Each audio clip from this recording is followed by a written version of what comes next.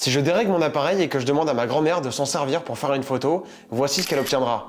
Et oui, faire de belles photos n'est pas qu'une simple histoire de matériel, autrement les plus riches seraient forcément les meilleurs. En l'occurrence, si vous avez cliqué sur cette vidéo, c'est probablement que vous n'en faites pas partie, et c'est pas grave. En photo, comme dans la plupart des domaines, vous aurez beau avoir un matériel à la pointe de la technologie, ça ne sera pas suffisant, car la théorie et la pratique sont deux éléments qui ne sont liés qu'en partie. Vous pouvez passer une vie entière à apprendre et étudier l'anatomie humaine, ça ne fera pas de vous un bon kiné, car c'est bien de votre expérience et de vos erreurs que vous apprendrez le plus. Vous franchirez un cap en photo lorsque vous comprendrez que la technique n'est simplement qu'un outil au service d'une idée. Alors, avant de vous lancer dans l'achat d'un appareil photo, voici la première étape. Assurez-vous de maîtriser les bases. Renseignez-vous sur le triangle d'exposition, le nombre de pixels, les cartes SD, les formats d'image, la longueur ou l'ouverture d'un objectif. Il y a en photo, comme dans la plupart des domaines faisant appel à la technologie, un certain nombre d'éléments à connaître pour que la technique ne soit pas un frein à votre progression. Autant d'éléments qu'il vous faudra comprendre et maîtriser, quel que soit l'appareil que vous achèterez. Il y a d'ailleurs sur Instagram des milliers de comptes dont les photos n'ont été faites qu'à l'iPhone, de magnifiques images qui prouvent bien qu'avoir un appareil n'est nécessaire que si c'est votre métier. Et si effectivement ça l'est, ou que vous aimeriez que ça le devienne, alors oui, il est peut-être temps d'investir. Et voici mes conseils. Vous avez certainement déjà une idée des sports que vous allez photographier, alors il est temps d'y associer les capacités techniques pour pouvoir répondre à vos attentes. Commencez par écrire sur un papier ce que vous considérez comme des priorités. Faites 2 colonnes, une pour le boîtier, une pour les objectifs. Concernant votre appareil, doit-il être performant en basse lumière, avoir un bon autofocus, une rafale élevée, un parc optique étoffé? Vous devez savoir précisément ce que vous en attendez avant même de vous pencher sur les modèles. Cette classification par ordre d'importance va vous permettre au moment de l'achat de sélectionner le boîtier le plus adapté à vos besoins.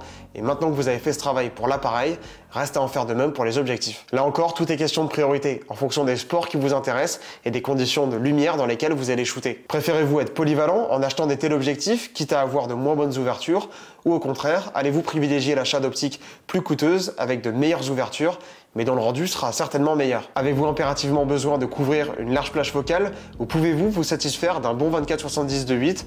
Êtes-vous plus à l'aise avec des focales fixes ou avec des focales variables? La flexibilité, le piqué, les couleurs, le bokeh, vous devez savoir ce qui est important pour vous. Autrement, lorsque vous allez passer à la caisse, vous ne saurez pas quel objectif choisir, puisque de toute façon, le meilleur sera forcément l'option évidente. Parlons de caisse, justement. Si j'ai décidé de mettre ce critère seulement en 3e étape, c'est parce que l'argent ne doit être un frein ni à votre progression, ni à vos ambitions. Considérez-le simplement comme un outil qui va vous permettre d'acquérir ce dont vous avez besoin. Et si vous n'en avez pas assez pour le moment pour acheter le matériel que vous avez ciblé, prenez votre mal en patience. Et je sais ce que vous allez me dire, c'est dur d'attendre, j'en ai bien conscience. Moi le premier, quand j'ai une idée en tête, j'ai beaucoup de mal à m'en détacher. Pourtant, il le faut. Une fois que vous aurez travaillé pour obtenir ce dont vous aviez besoin, vous aurez la satisfaction d'avoir du bon matériel, en plus de ne pas avoir perdu d'argent. Puisque ce matériel précis, adapté à vos besoins, vous l'auriez de toute façon acheté un jour ou l'autre. Donc si vous faites un achat impulsif et incohérent, vous allez quoi qu'il arrive devoir le revendre et ainsi perdre de l'argent. Travaillez et patientez, le temps a de la valeur. Profitez-en pour vous intéresser à l'univers de chaque marque. C'est la 4e étape. Vous savez à présent ce dont vous avez besoin et votre budget, il est l'heure de vous renseigner sur les défauts et les qualités de chaque constructeur. Cette vidéo serait bien trop longue s'il fallait que je le fasse ici, d'autant plus qu'il existe déjà sur YouTube énormément de contenu consacré au sujet.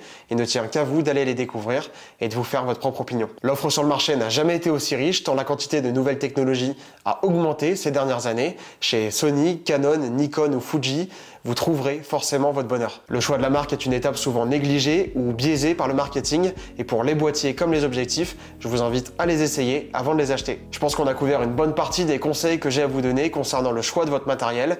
Reste une dernière étape qui me semble essentielle, surtout dans notre monde actuel. Envisagez le marché de l'occasion ou du reconditionné. Si vous faites les choses bien, que vous creusez les avis sur internet ou que vous vous référez à des personnes de confiance, ça peut s'avérer être la meilleure solution. À la fois pour vous, puisque ça vous permettra de faire l'acquisition de matériel qui à l'origine n'était pas du tout dans votre budget, mais aussi pour la planète, puisque n'oublions pas que la société est à l'image de ce qu'on consomme. C'est tout l'objet de l'offre et de la demande. Si vous persistez à acheter du neuf, alors le marché continuera d'en proposer et ainsi polluer davantage. Il existe certainement des alternatives aux propositions que vous avez ciblées, que ce soit des revendeurs professionnels ou particuliers. Faites au moins l'effort de vous y intéresser. Pour ma part, j'en ai fini avec tous les conseils que j'avais à vous donner. Je vous propose qu'on revienne ensemble sur chacune des étapes. Première étape, assurez-vous d'avoir les bases et les compétences techniques de la photographie. Deuxième étape, définissez vos besoins, aussi bien pour votre boîtier que pour vos objectifs. Troisième étape, fixez-vous un budget et n'ayez pas peur de patienter un peu pour l'augmenter. Quatrième étape, découvrez les marques en essayant le matériel pour savoir celle qui vous correspond. Cinquième étape, envisagez le marché de l'occasion ou du reconditionné pour rendre service à la planète comme à votre travail. J'espère que cette vidéo vous a été utile et vous a donné suffisamment d'informations pour sélectionner au mieux votre matériel. Quant à moi, je vous retrouve en 2024 pour plein de nouvelles vidéos sur la chaîne. J'espère que vous allez être là. Je vous souhaite de très bonnes fêtes de fin d'année et on se retrouve bientôt sur YouTube. Salut!